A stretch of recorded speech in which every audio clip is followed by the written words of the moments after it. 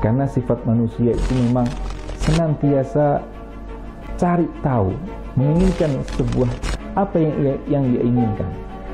Itu semenjak kita kecil. Ya, kita lihat anak kecil itu pasti mencari apa yang dia ingin tahu. Ya, kenapa ini, kenapa itu, kenapa ini.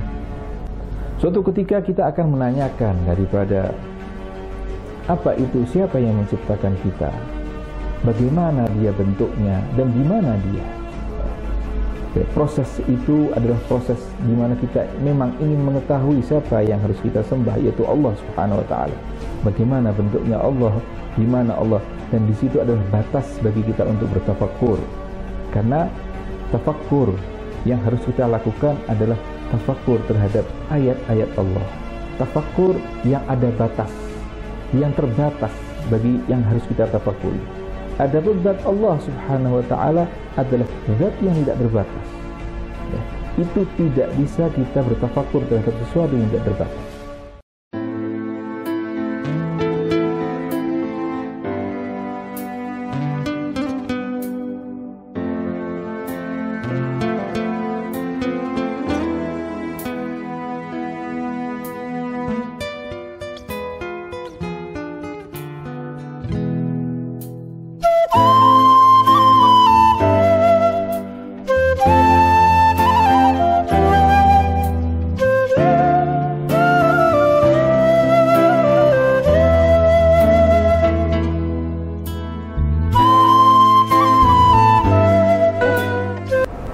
Assalamualaikum warahmatullahi wabarakatuh.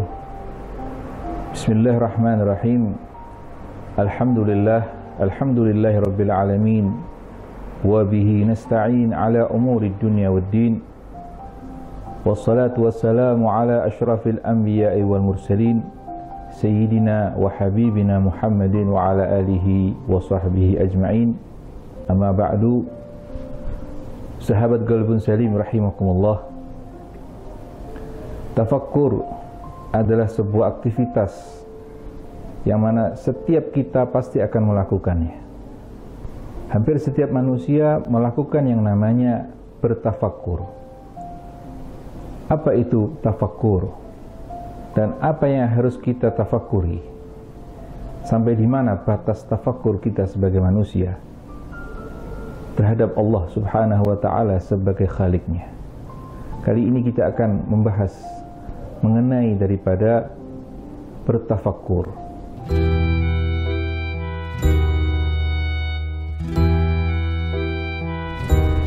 Tafakkur adalah perenungan yang dilakukan untuk mendapatkan suatu inti atau hasil dalam mencapai kebeningan pikiran dan hati, sehingga dapat menjadikan hidup ini lebih berharga dan dimanfaatkan untuk kebaikan dan kedekatan bersama Allah Subhanahu wa taala.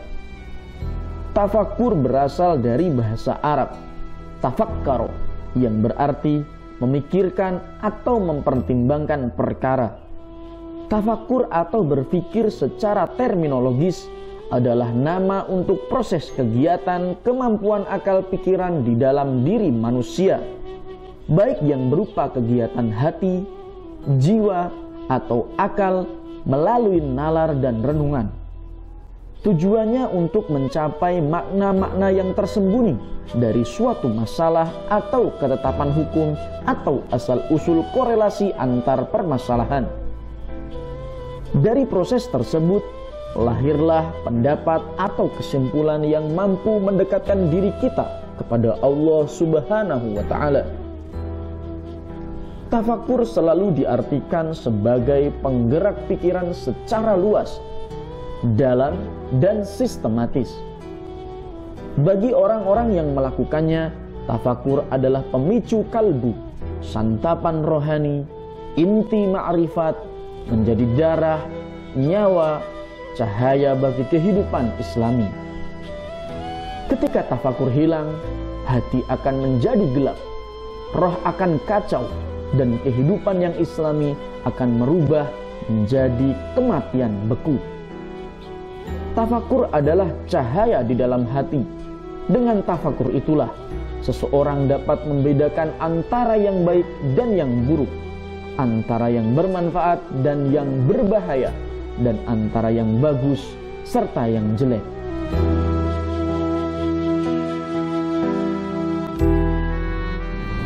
Sahabat Qalbun Salim rahimakumullah, bertafakkur artinya dia berfikir. Tafakkur ini adalah bahasa Arab dan diartikan di dalam bahasa Indonesia pun masih berkaitan dengan arti kata itu sendiri atau akar kata itu sendiri, yaitu berfikir. Artinya bahwa bahasa Indonesia di dalam makna berfikir ini mengambil bahasa dari bahasa Arab, dan itu menjadi banyak sekali di dalam bahasa Indonesia ini yang mengambil daripada kosakata bahasa Arab dan bahasa-bahasa asing lainnya. Itu menjadikan satu bentuk perwujudan bahwa sebuah bangsa itu berkembang, peradaban bangsa itu berkembang adalah dia menyerap berbagai kebudayaan-kebudayaan di luar, yang pastinya kebudayaan-kebudayaan yang bernilai positif. Sahabat Qalbun Salim rahimakumullah, setiap manusia dan setiap diri kita pasti pernah berpikir, pasti pernah merenungkan sesuatu, entah itu problem dalam kehidupannya dia atau permasalahannya dia yang ia mencari solusinya.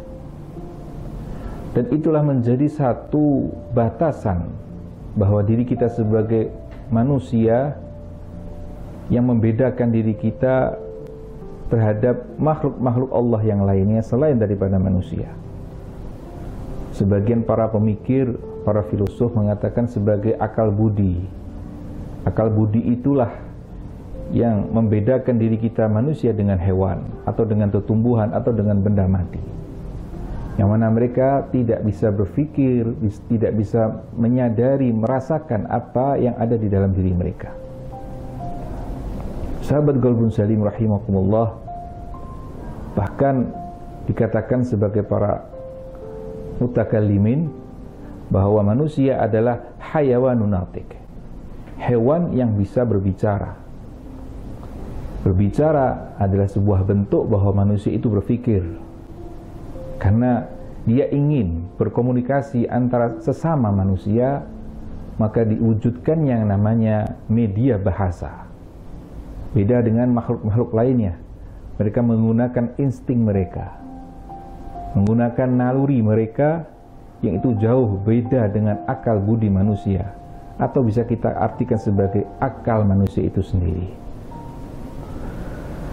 Berpikir ada kaitan dengan akal manusia, karena kita menjadi manusia yang memiliki akal, dan itu pula sebagai batasan bahwa hamba Allah ketika dia berakal, maka disitulah dia menjadi hukum taklif terjadi kepada dirinya.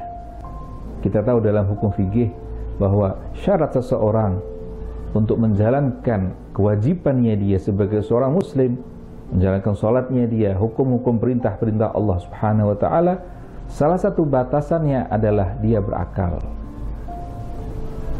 Ketika sebelum berakal, maka dia bisa di dalam berakal itu ada yang namanya tamyiz. Apa itu tamyiz? Bisa membedakan mana yang baik dan mana yang buruk. Sederhananya bagi seorang anak yang belum baligh, yang belum berakal, dia memasuki yang masa-masa yang namanya tamyiz. Para fuqaha memberikan satu batasan bahwa yang namanya tamyiz itu ukurannya adalah dia bisa membedakan antara yang kanan dengan yang kiri. Dengan hal itu saja, itu menunjukkan bahwa dirinya sudah berakal secara hampir sempurna atau tamyiz. Setelah itu dia baru memasuki masa-masa baligh, memasuki masa-masa dia berakal.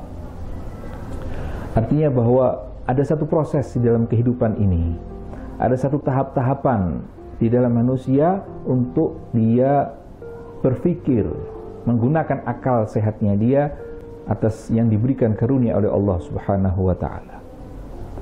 Jadi arti daripada orang bertafakkur secara luas adalah dia merenungkan, berpikir terhadap satu inti masalah, dan di situ dia mendapatkan jalan keluar permasalahan yang dia dapatkan. Dia bisa mengambil satu kesimpulan ketika dia menjalankan satu apa yang dia inginkan.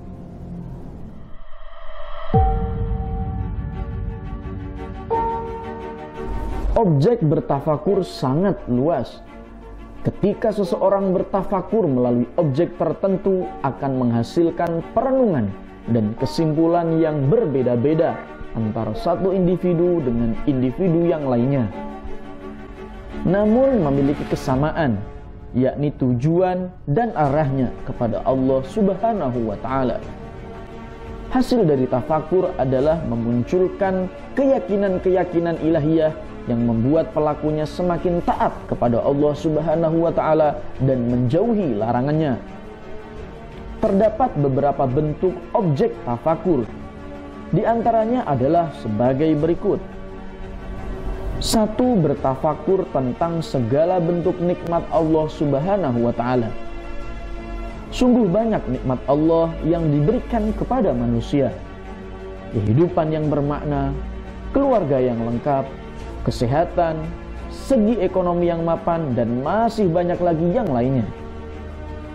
Yang kedua, bertafakur ihwal tanda-tanda kekuasaan Allah Subhanahu wa ta'ala. Segala sesuatu yang ada di langit dan di bumi merupakan salah satu bentuk dari tanda-tanda kekuasaan Allah Subhanahu wa ta'ala.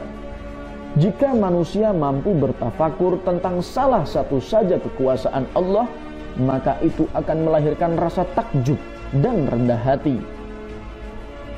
Yang ketiga, bertafakur ihwal janji-janji Allah Subhanahu wa ta'ala. Allah akan membalas semua kebaikan yang dilakukan oleh manusia, bahkan akan membalasnya dengan berlipat ganda. Balasan tersebut bisa jadi ditunaikan segera atau di kemudian hari. Di luar itu, seseorang yang senantiasa bertafakur ihwal janji-janji Allah akan menuai cinta terhadap kehidupan akhirat kelak. Yang keempat adalah bertafakur tentang ancaman-ancaman Allah Subhanahu wa ta'ala. Sama halnya dengan janji Allah, ancaman Allah juga bisa dipahami dan ditafakuri melalui Al-Quran dan hadis. Orang yang bertafakur ihwal ancaman Allah akan merasa takut untuk berbuat dosa. Dengan memiliki akal, manusia akan menjauhi larangan Allah untuk mendapatkan balasan kebaikan dari Allah Subhanahu wa ta'ala.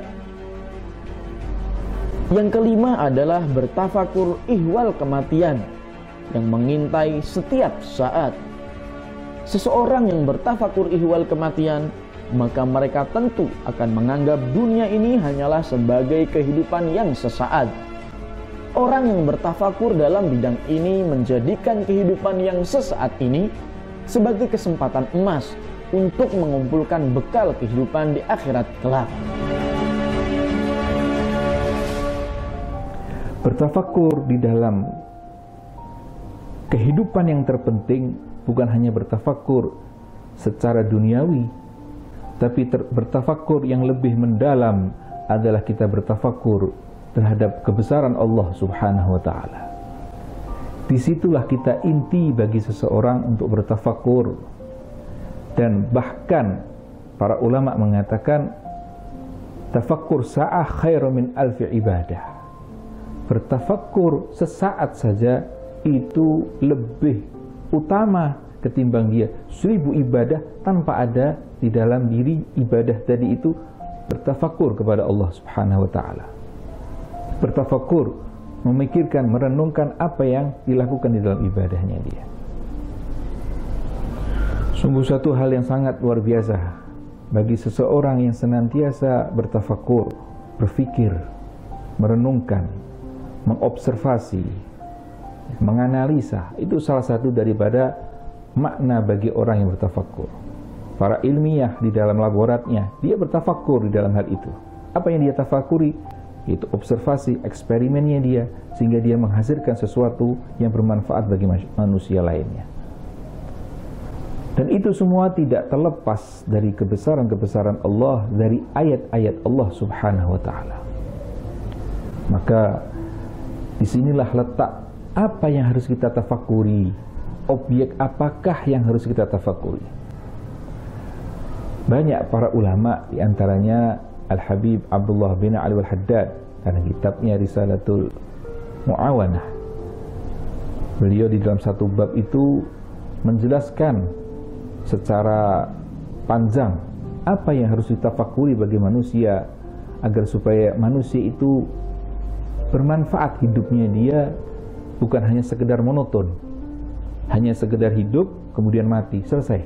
Tidak, tapi ada hal yang harus dia lakukan di dalam kehidupan itu untuk mencapai apa? Keridhaan Allah subhanahu wa ta'ala, untuk mencapai daripada apa dirinya sebagai diciptakan sebagai Allah oleh Allah subhanahu wa ta'ala sebagai hamba Allah. Wa ma khalaqtul jinna wal insa illa liya'budun. Hakikat daripada liya'budun, ibadah itu ada proses di dalam bertafakurnya kita kepada Allah. Bahkan ada ulama yang menyatakan bahwa bertafakur itu adalah sirajul qalb, sehingga hati itu menjadi bercahaya, terang benderang. Kenapa?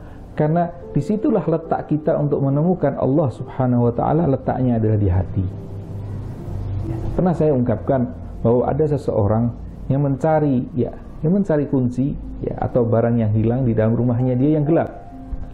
Akhirnya dia putus asa untuk mencarinya, dia keluar dari rumahnya karena waktu itu di dalam rumahnya dalam keadaan terang benderang, entah itu bulan dalam keadaan purnama atau banyak cahaya di luar rumahnya. Kemudian dia mencari barang yang hilang tadi itu di luar rumahnya. Maka ditanya, apa yang kau cari, wahai fulan, wahai fulanah? Dia mengatakan, saya mencari barang saya hilang ada di dalam rumah.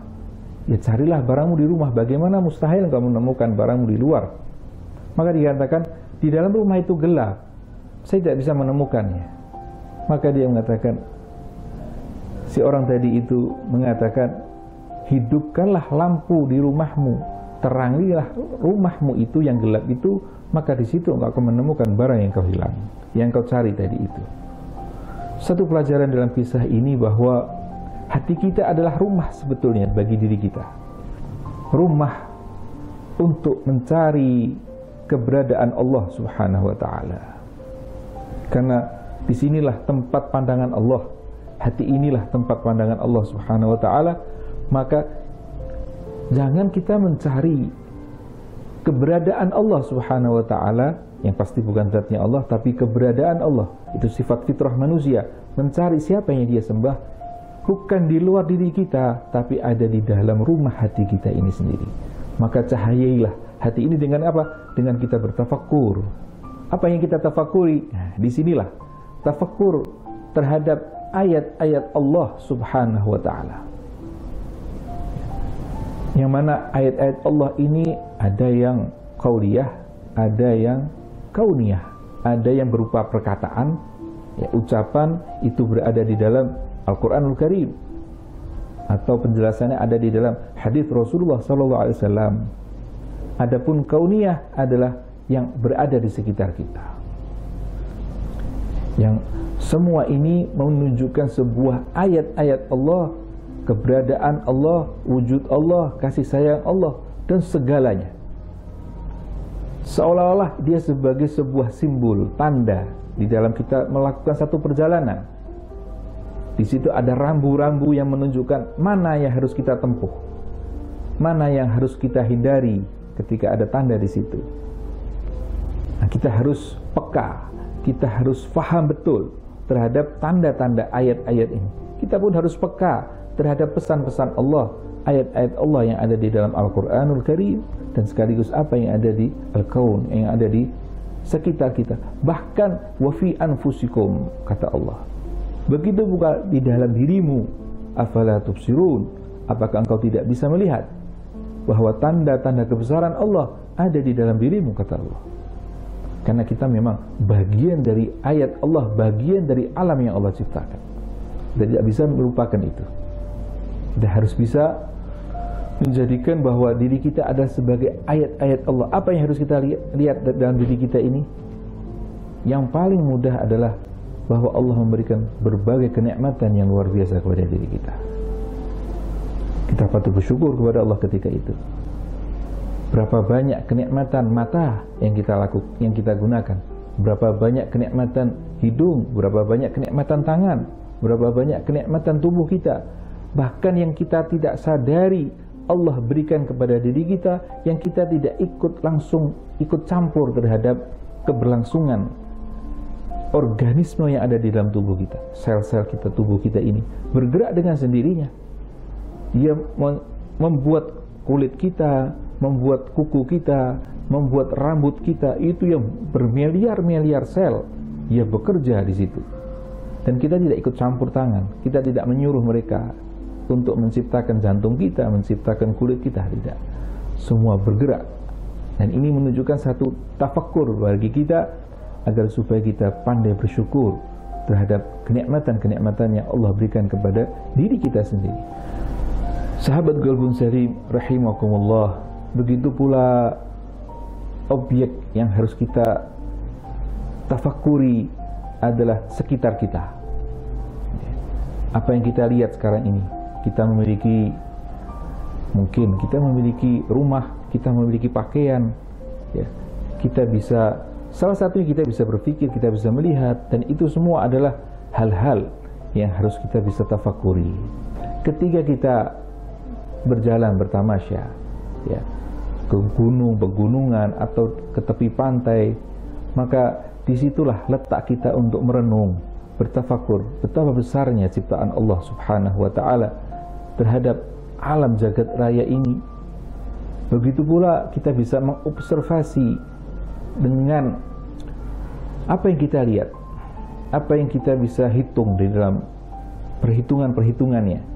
Itu semua adalah sarana bagi kita untuk bisa bertafakur terhadap kebesaran-kebesaran Allah Subhanahu wa Ta'ala. Ada satu kisah manfaat bagi kita. Ada seseorang filosof yang ia merenung di tepi pantai. Dia memikirkan sampai di mana batas kebesaran Allah Subhanahu wa Ta'ala, sampai di mana batas daripada keilmuan, maha ilmunya Allah Subhanahu wa Ta'ala. Maka dia melihat ada satu anak kecil yang lagi bermain di tepi pantai. Dia mengambil ember kecilnya dia ambil air di tepi laut tadi itu, kemudian dia ambil air tadi, dia tuangkan ke dalam ember yang dia bawa. Dia memiliki 2 ember. Dengan 2 ember yang kecil yang mampu dia angkat oleh si anak kecil tadi itu. Maka seorang pemikir tadi itu melihat apa yang dilakukan oleh anak kecil, dan dia mendekati anak tadi dan bertanya, "Wahai anak kecil, apa yang kau lakukan? Engkau bermain dengan apa ini?" "Aku bermain air laut ini loh. Saya itu datang dari kota jauh." "Terus apa yang kau lakukan? Apa yang kau inginkan?" katanya. "Aku ingin pantai ini saya bawa pulang ke rumah. Karena di kota saya tidak ada pantai seperti ini indahnya. Jadi yang kau lakukan, saya ingin ambil air laut dan pasir ini di satu ember, saya bawa pulang ke rumah." Maka si pemikir tadi mengatakan, "Alangkah anehnya engkau. Bagaimana engkau tidak bisa berpikir bahwa lautan ini begitu luas, kau bawa dengan ember yang kecil, kau bawa pulang ke rumah. Mustahil engkau dapatkan, wahai anak kecil." Maka si anak tadi mengatakan, "Bagaimana dengan engkau memikirkan ciptaan Allah, memikirkan zatnya Allah, memikirkan ilmunya Allah, sedangkan otakmu yang begitu kecil tadi itu bisa menampung seluruh apa kebesaran-kebesaran Allah Subhanahu wa Ta'ala, Tuhan yang menciptakan dirimu." Maka terperanjat orang tadi ini, dan ia langsung beriman kepada Allah Subhanahu wa Ta'ala. Ini salah satu hikmah yang luar biasa, bahwa memang tidak akan mampu otak secerdas manusia ini, bahkan lebih cerdas daripada komputer yang ada di dunia ini pun tidak mampu untuk menampung kebesaran Allah Subhanahu wa Ta'ala. Tapi berfikirlah atas kebesaran Allah lewat ayat-ayat Allah Subhanahu wa Ta'ala.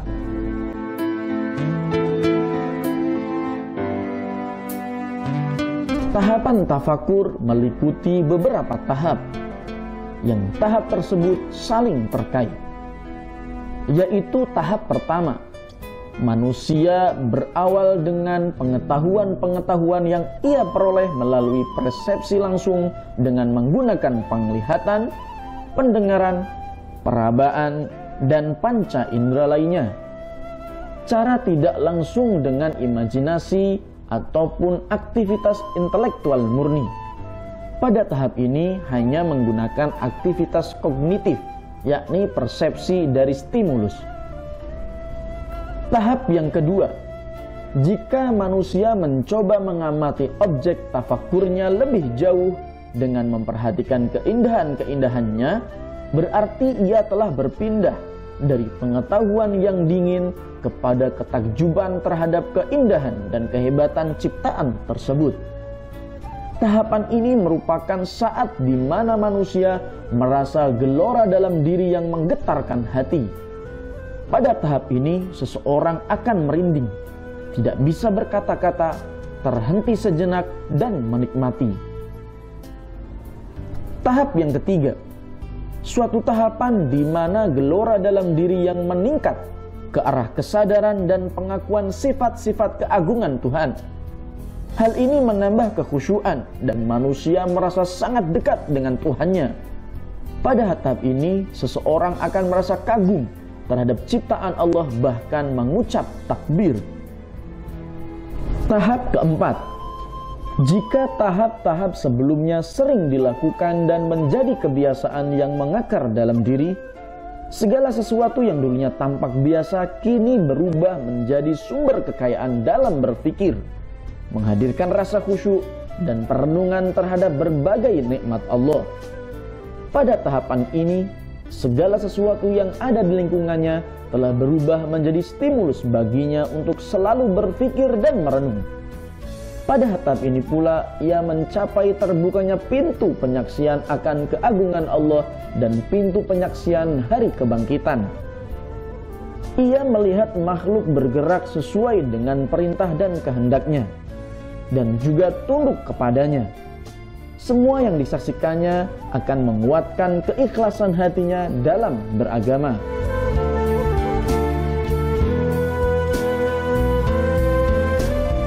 Sahabat Qalbun Salim rahimakumullah, di dalam bertafakur ini, walaupun dia sederhana, ya, dia berpikir, merenungkan, tapi ada tahapan di dalam dia berpikir. Tahapannya adalah lewat yang namanya hissiyah, ya, lewat indranya dia, panca indera. Manusia bisa bertafakur lewat yang namanya yang pernah dia lihat, yang pernah dia sentuh, yang pernah dia rasakan, atau yang dia cium, lewat panca inderanya dia. Dari situ dia bisa mengenal objek di luar tubuhnya dia. Sekali lagi, manusia tidak bisa bertafakuri terhadap sesuatu yang tidak pernah dia kenal, atau yang tidak pernah dia sentuh, atau yang tidak pernah dia cium dari panca inderanya dirinya. Setelah itu, apakah kita puas dengan itu semua? Tidak. Seyogianya kita tidak puas, dan harus tidak puas sebetulnya dengan tahapan awal ini, bahwa manusia bisa melihat, bisa merasakan dan sebagainya. Karena di dalam dia merasakan itu semua, ada batasan pula di situ. Contoh saja ketika kita melihat bintang. Saya pernah mengungkapkan dalam satu season yang lain dalam bab ini, tapi di sini kita akan mengulang sedikit, bahwa ketika kita melihat bintang itu kecil, itu lewat pandangan kita. Tapi tahapan berikutnya adalah lewat rasio kita. Kita menciptakan sebuah alat, ya, dengan alat tadi itu, teropong tadi itu, kita bisa melihat bintang tuh, ternyata bintang itu tidak kecil seperti lagu bintang kecil, tapi dia adalah sebuah planet yang begitu besar. Bahkan banyak bintang-bintang yang di luar bumi ini begitu besar, lebih besar daripada matahari.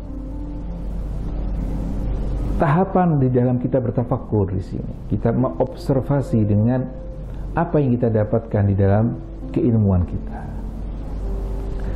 Tahapan berikutnya adalah dia bisa merasakan kebesaran daripada ciptaan Allah Subhanahu wa ta'ala. Karena dengan dia melihat secara rasio itu pun masih ada hal-hal yang terbatas. Masih ada hal yang terbatas bagi manusia. Maka dari situ tahapan yang berikutnya adalah dia melihat dengan merasakan sendiri. Dia bisa merasakan sendiri. Ini yang disebut sebagai di dalam kajian tasawuf adalah dzauqi, az-dzauqi, cita rasa. Ada hal yang ada batasan di dalam manusia untuk bisa mencapai dengan rasio manusia. Yang bisa dirasakan seperti saja, seperti saja rasio itu tidak bisa mendefinisikan sebuah rasa. Bisa kita mendefinisikan rasa manis, padahal itu wujud.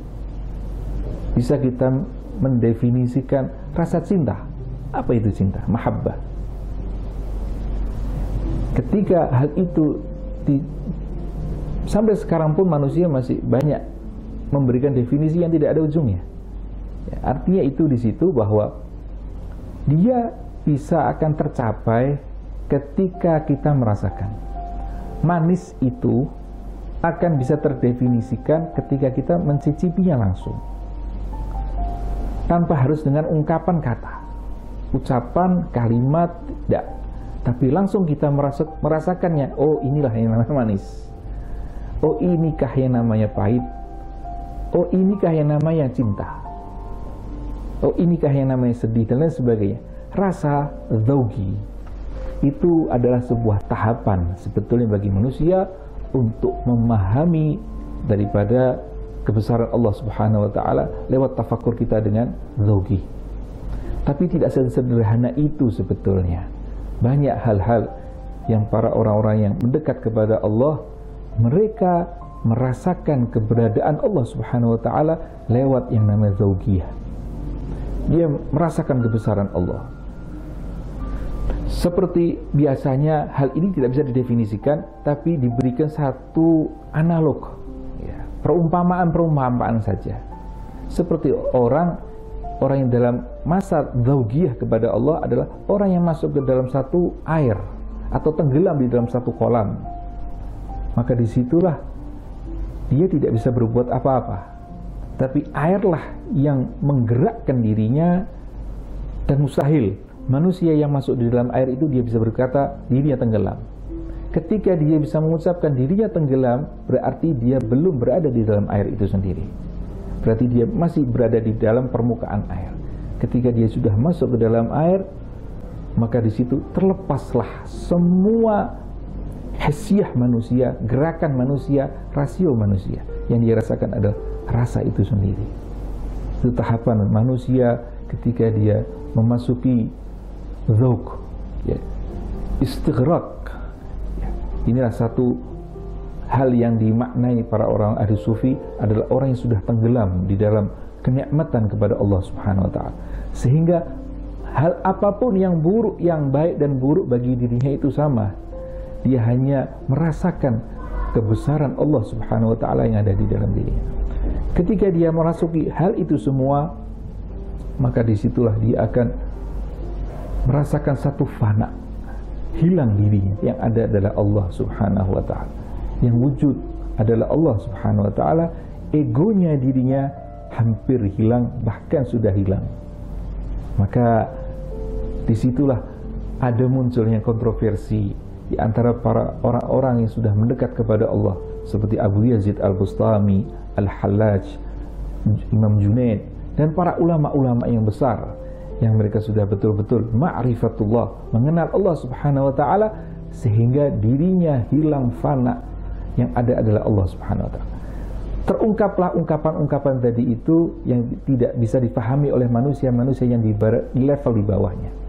Dia bisa mengatakan yang ada di jubahku adalah Allah. Tidak ada Tuhan selain diriku, katanya.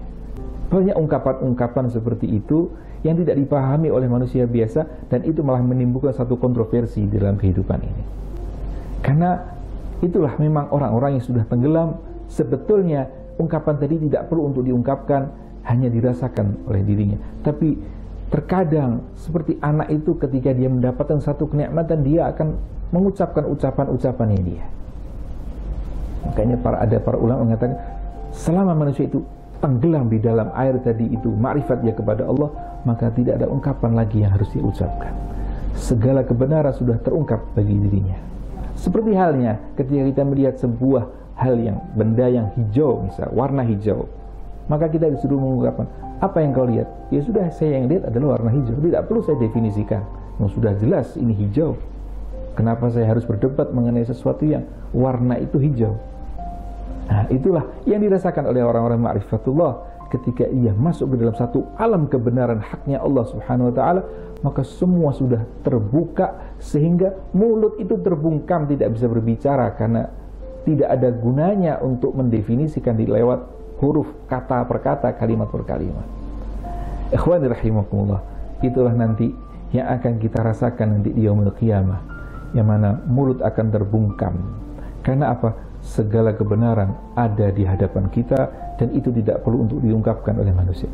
Tapi itu bisa dirasakan para arifin billah, para orang-orang yang sudah dekat kepada Allah lewat tafakkurnya dia, terbuka hatinya dia, tercerahkan pikirannya dia, sehingga dia merasakan fi'liyin, mereka di dalam satu surga Allah yang ada di dunia ini, dia sudah merasakan kehebatan kebesaran Allah Subhanahu wa ta'ala. Sahabat Qulubun Salim rahimakumullah, tafakkur adalah hal yang memang sederhana, tapi ketika kita mendalaminya, ketika kita merasakannya, tahapan rasa, tahapan dzauq, maka disitulah kenikmatan di atas kenikmatan nafsu manusia.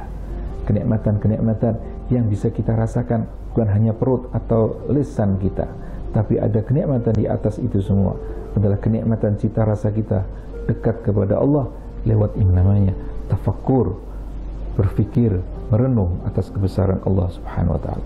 Semoga kita menjadi hamba-hamba Allah di dalam kehidupan kita penuh dengan tafakkur kita kepada Allah, melihat kebesaran Allah Subhanahu wa ta'ala, hati kita dibuka oleh Allah Subhanahu wa ta'ala, melihat hakikat kebenaran segalanya, dan insya Allah kita menjadi orang yang semakin cinta kepada Allah Subhanahu wa ta'ala dalam kehidupan ini, dan itu bisa kita sebarkan, bisa kita tularkan, bisa kita berikan cinta, kasih sayang, rahmat tadi itu seluruh alamnya, rahmatan lil alamin, kepada manusia sekitarnya dia. Insya Allah kita bisa menempuhnya dalam hati yang senantiasa salim, hati yang senantiasa bersih untuk bertemu kepada Allah Subhanahu wa ta'ala. Amin ya rabbal alamin. Wassalamualaikum warahmatullahi wabarakatuh.